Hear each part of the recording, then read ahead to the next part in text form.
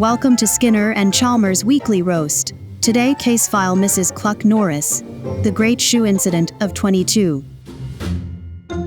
Good evening, Memifield, and welcome once again to Skinner and Chalmers Weekly Roast. I am your host, Seymour Skinner, broadcasting live from the comfiest armchair in our living room, right next to Krakatoa, who seems to be in a pleasantly dormant mood tonight. And I'm Gary Chalmers, your co-host and the man who has to live with the consequences of whatever Seymour decides was a good idea during the preceding week. The air tonight has a delightful crispness to it, a low-pressure system moving in from the west bringing with it the scent of pine and impending meteorological drama.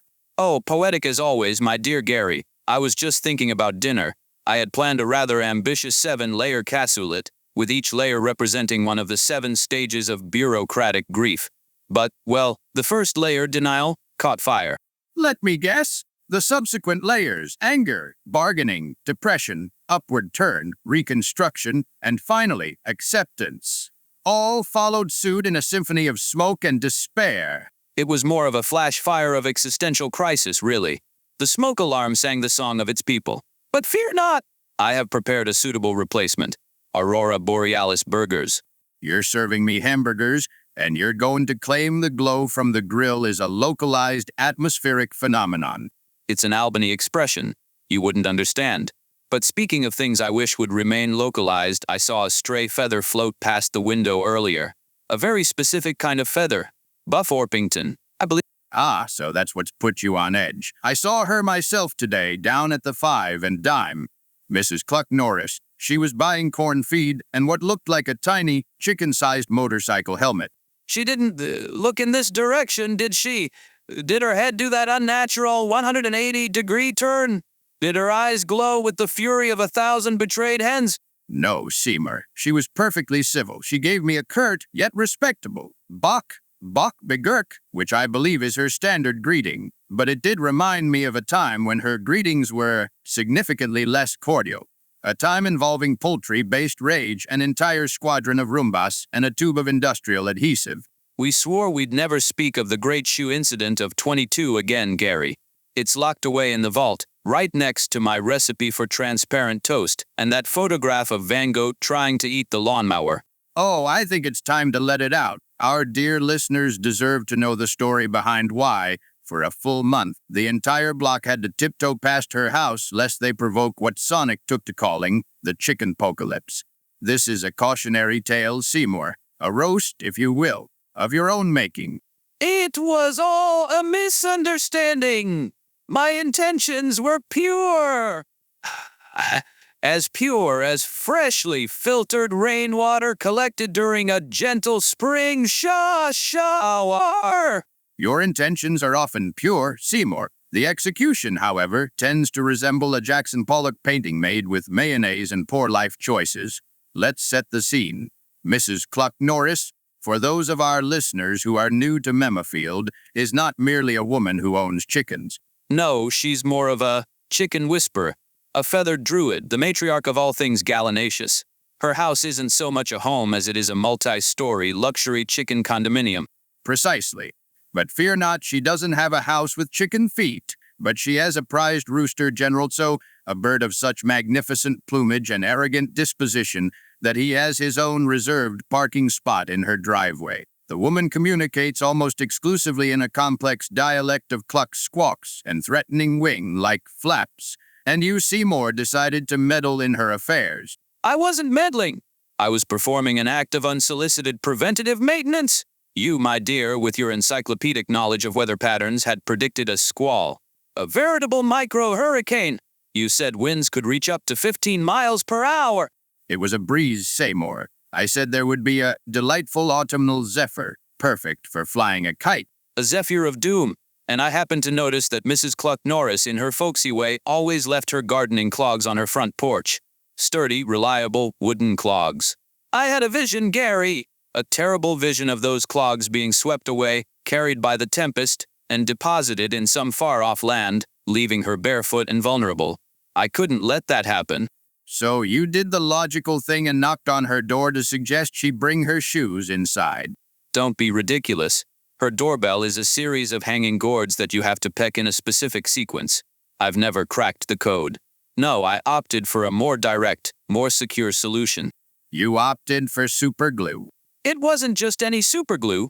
It was Cogsworth's Private Reserve, the industrial-grade Golem Union-approved epoxy they use to reattach limbs after particularly strenuous hedge trimming incidents. It was rated to withstand volcanic temperatures and the existential dread of a Monday morning. I reasoned that if I simply applied a modest amount to the soles of her clogs and affixed them firmly to her welcome mat. A welcome mat that read, "This home is protected by angry birds." Ah, nostalgia, but the irony was not lost on me even then. I saw it as a temporary measure, a way to anchor her footwear against the coming storm. I was a hero, Gary. A silent, sticky guardian of podiatric safety. You were a menace, Seymour. You crept over there under the cover of darkness, didn't you? I remember you trying to be stealthy. You sounded like a giraffe falling down a flight of stairs. Gizmo and Mr. Jellybeans thought it was a new game and tried to help by dragging the garden hose over with you.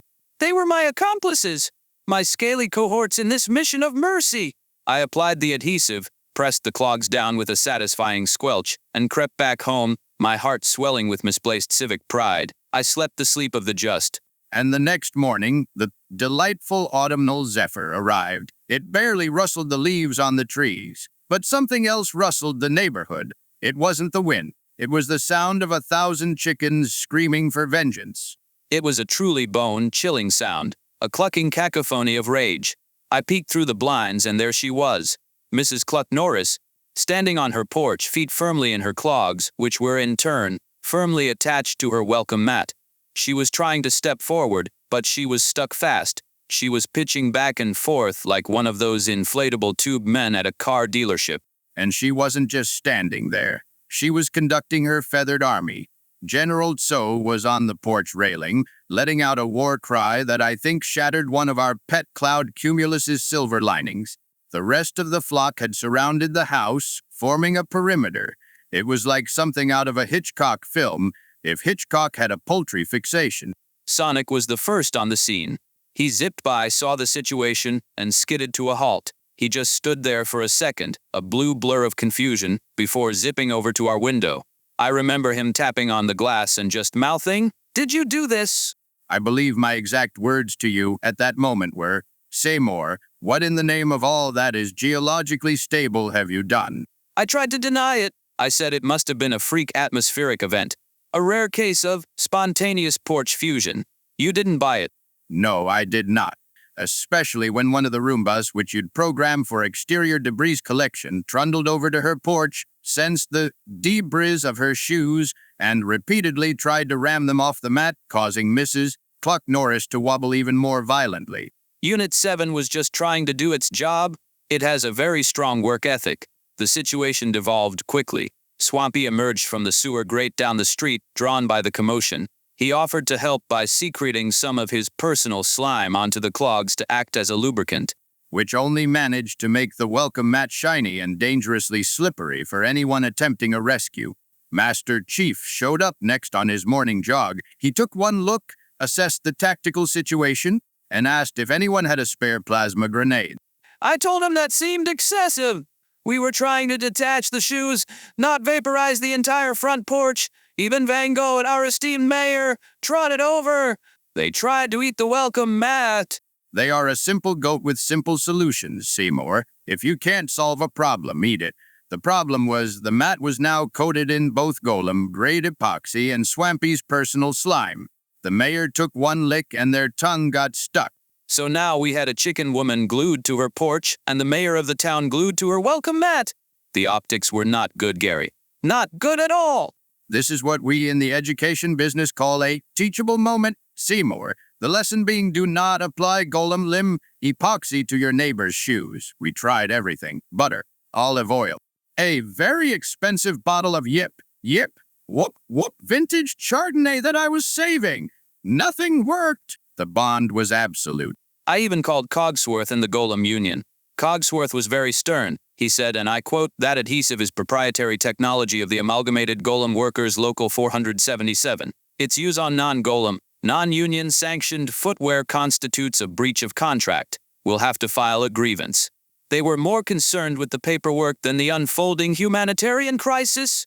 I believe that's when you finally broke, when you realized you couldn't solve this with a flimsy excuse or a kitchen condiment. You had to call in the big guns, the one person with the technical know-how and the questionable moral compass to tackle a problem of this magnitude. I had to call Roboskinner.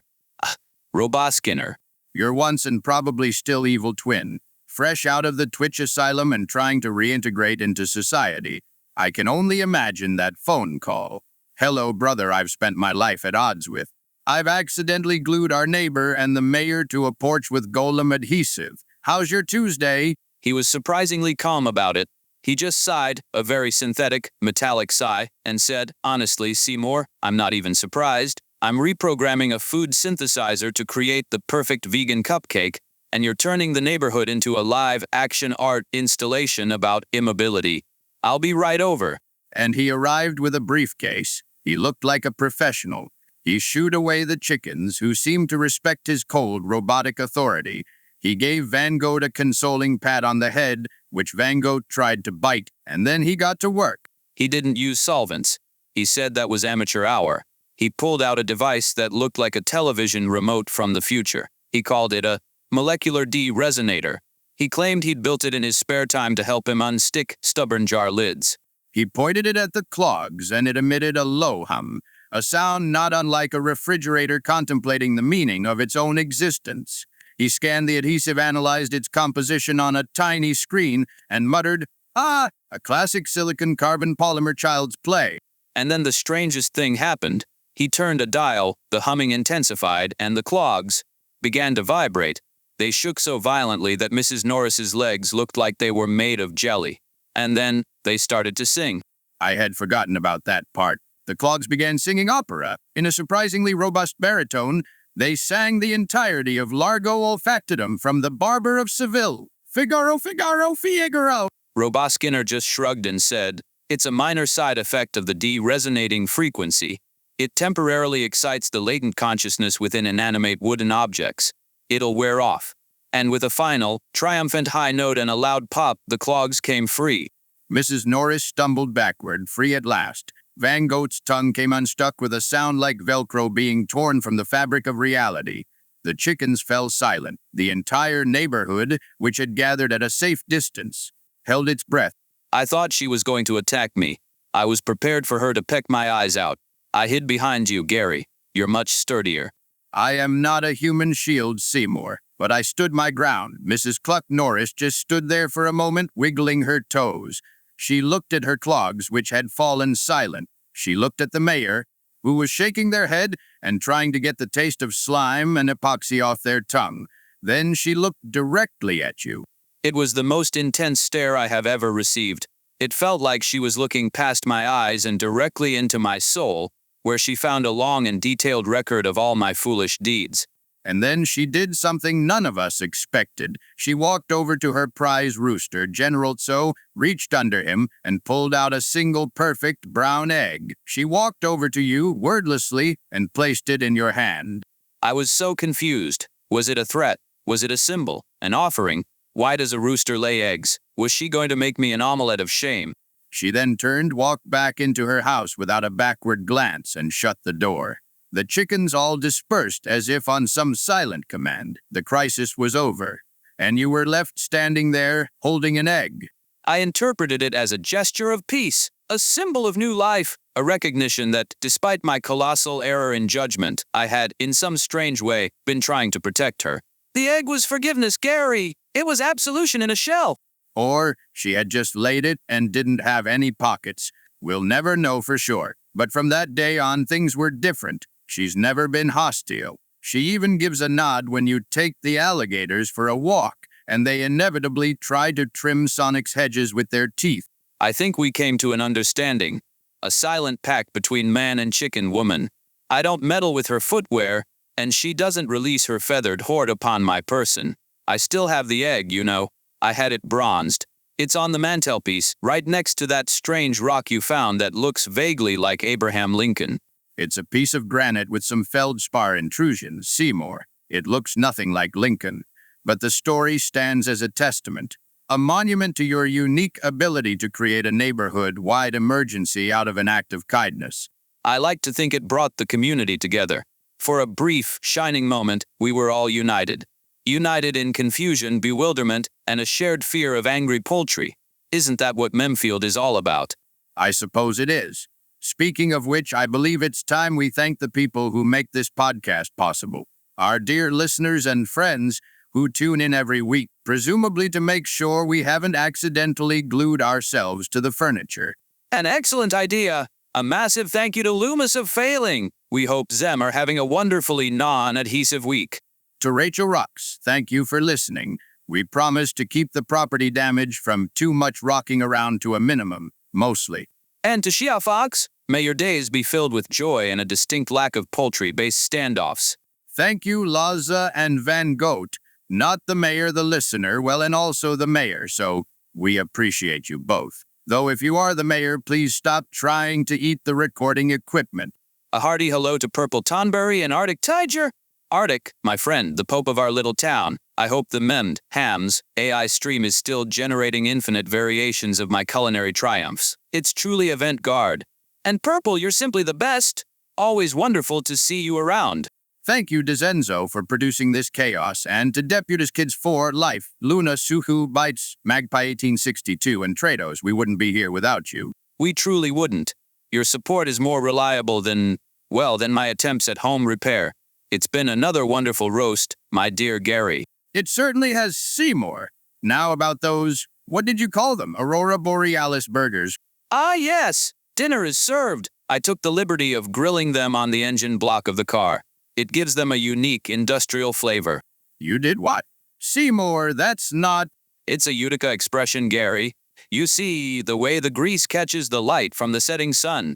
Good night, Memifield. Good night.